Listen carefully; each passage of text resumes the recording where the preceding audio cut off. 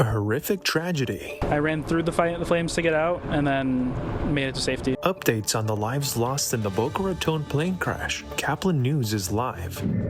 Into the arts. Creating revenue streams for artists, helping them find their practice. A gallery that showcases art in all its forms.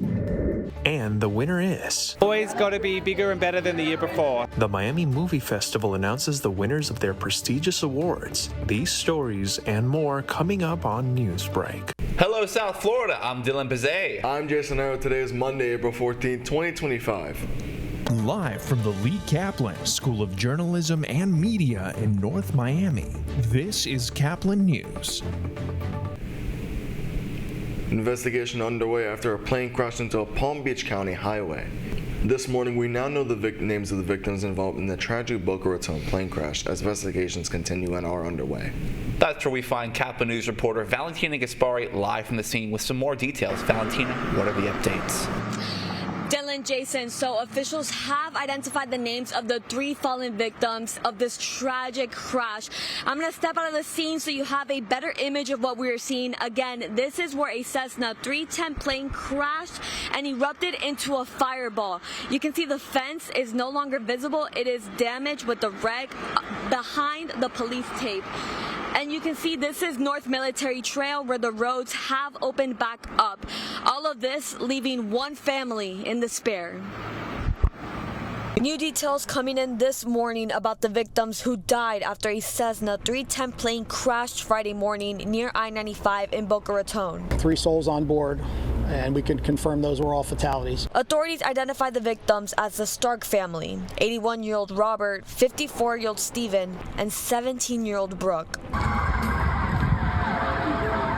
The flight had just taken off from Boca Raton Airport en route to Tallahassee International Airport when authorities say they got a call around 10:12 a.m. about a malfunction on the plane. Lynn University student Jared Scapedo says he was on the other side of the runway of his flight school nearby when he heard the transmission of a stuck rubber. We saw him, make his turn to try to come into land. Video from Flight Radar 24 shows the plane's trajectory, only pivoting to the left. Around 10:20 a.m., officials say the plane went down on North Military Trail near Glades Road. He unfortunately was just too low. I felt the ground shake.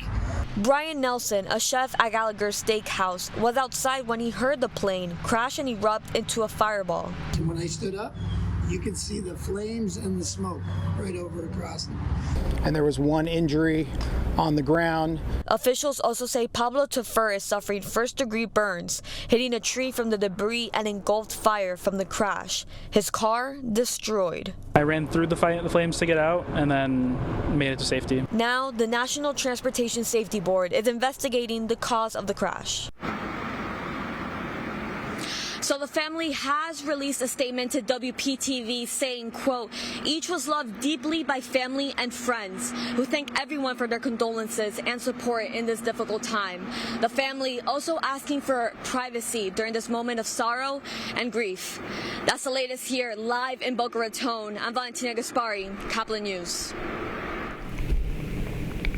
Ongoing investigations in the small plane crash in New York over the weekend identified the identities of all 6 victims. On board was Karina Groff, an MIT soccer player, Dr. Michael Groff, who was her father and a neuroscientist, Dr. Joy Saini, a neurogynecologist, James Santaro, Karina's boyfriend, and Jared Groff, her brother, and Alexa Duarte, Jared's partner. According to authorities, Michael Groff was flying the twin-engine plane when it crashed into an empty field about 50 miles south of Albany, and how the crash is happening is still under investigation by the National Transportation Safety Board and the FAA.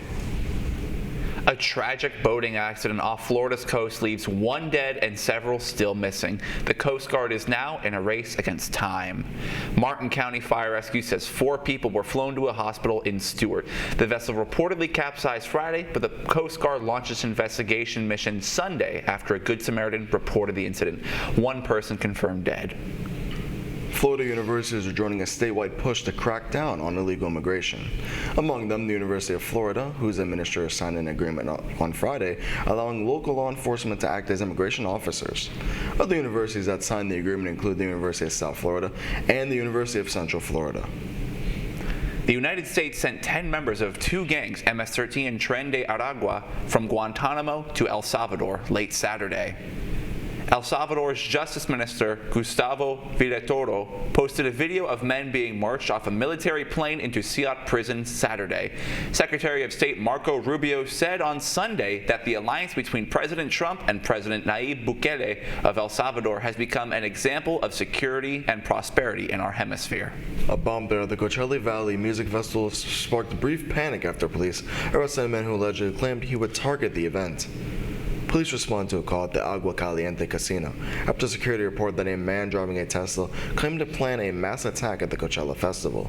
The suspect was taken to custody, and the Riverside County Sheriff's Bomb Squad found no explosives, weapons, or bomb-making materials inside the vehicle. A suspect was arrested this morning after a fire forced Pennsylvania Governor Josh Shapiro and his family to evacuate their home.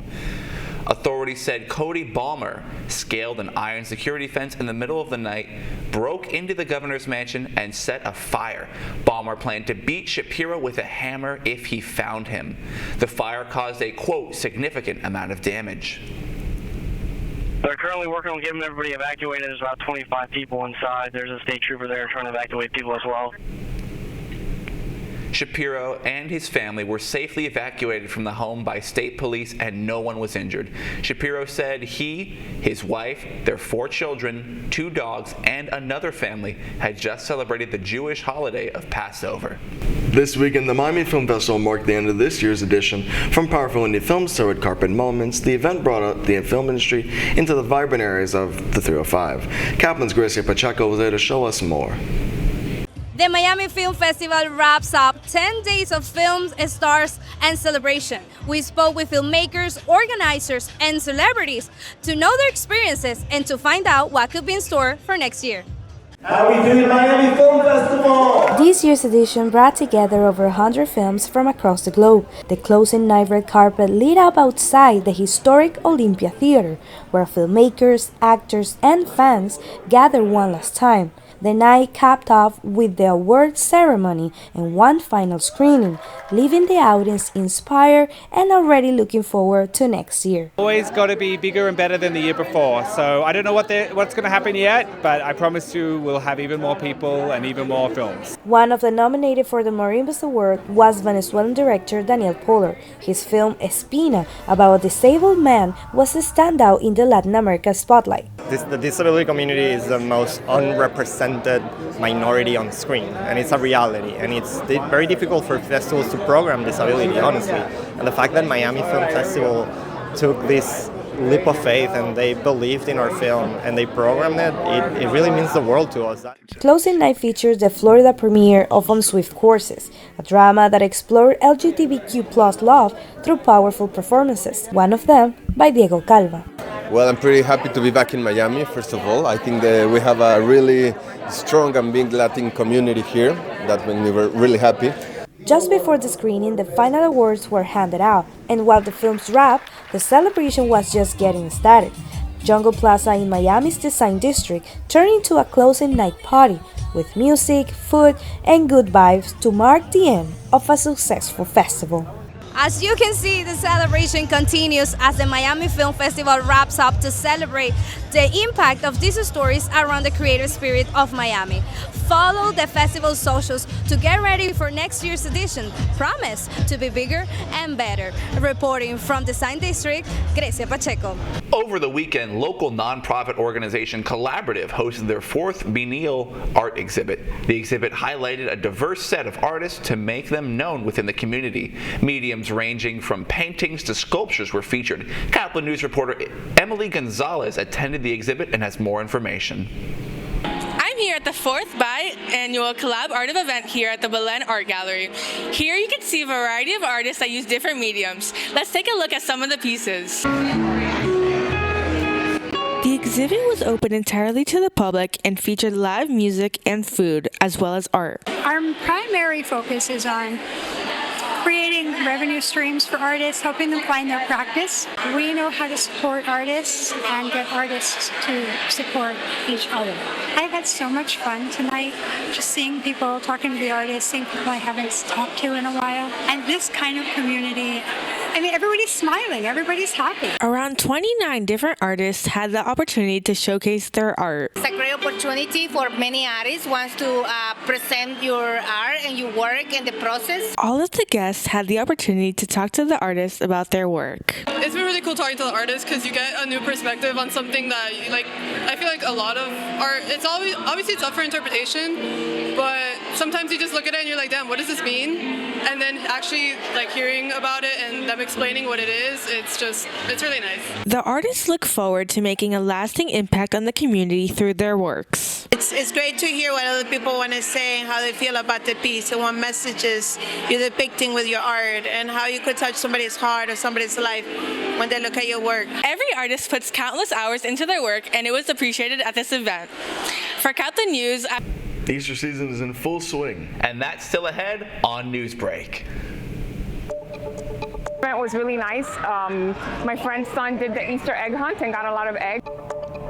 Holiday fun at a South Florida farm. We'll be back in 2 minutes. Last week, Brandon met a girl on a dating app. One day after work, he finally found the courage to ask her out. No answer. He started to panic.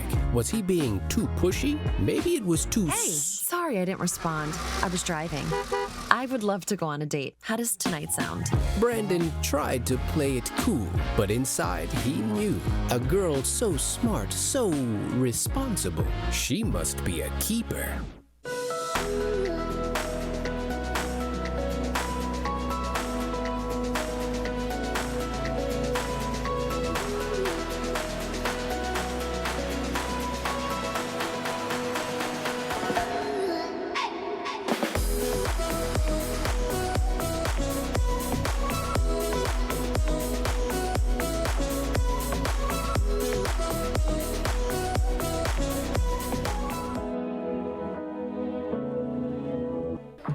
How do you know when you've made the right decision? It's the feeling you get in your gut. The one that tells you what's right or wrong. It's the one that says, sure, I can have a drink. Or the feeling that says, okay, I've been drinking. Now what? It's the voice inside you that says, I'm buzzed. Better leave the car when it's time to go. Plan ahead. Catch a sober ride. Buzz driving is drunk driving. Every day. Millions of people are connecting. And even though we're overcoming obstacles, watching each other's backs, and banding together, we should still make an effort. To get to know each other. On a deeper level. Father. Cosplayer. Mentor. Actor. It's time we take a step forward. It's time we take a step forward. Come together. And discover how accepting our differences can make us stronger.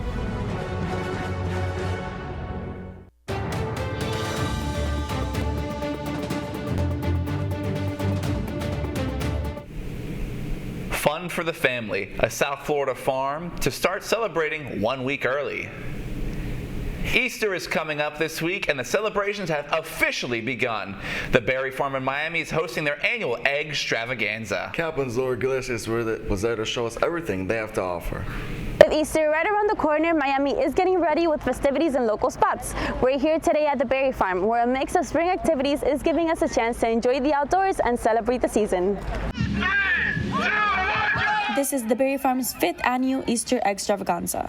The Berry Farm is known to host seasonal events, but this one not just offers picture spots. It stages hourly egg hunts that kids look forward to, for which the Easter Bunny also makes a special visit. The Easter event was really nice.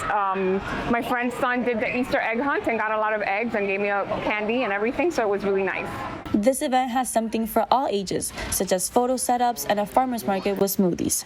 Families enjoy visiting the Berry Farms because, as they say, it provides a great and safe environment for kids. I find it incredible that there are places like this for families to get together and that they can have healthy activities outside the house so that they are not all the time in what is electronic and computer. And that is so important to teach children, that they have to do exercise activities.